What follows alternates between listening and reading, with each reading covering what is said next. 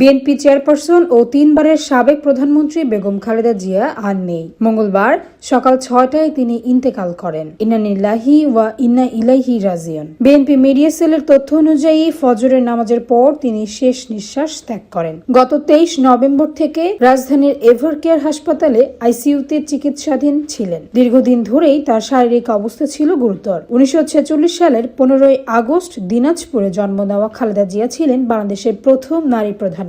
স্বৈরাচারী বিরোধী আন্দোলনে নেতৃত্ব দিয়ে তিনি আপসহীন নেত্রী হিসেবে পরিচিতি পান। 1991 ও 2001 সালে প্রধানমন্ত্রী হিসেবে দায়িত্ব পালনকালে তিনি শিক্ষা ও গণতন্ত্র পুনঃপ্রতিষ্ঠায় গুরুত্বপূর্ণ ভূমিকা রাখেন। তার ইন্তেকালে দেশ হারালো এক প্রভাবশালী রাজনৈতিক নেত্রীকে। আমরা তার রুহের মাগফিরাত কামনা করছি।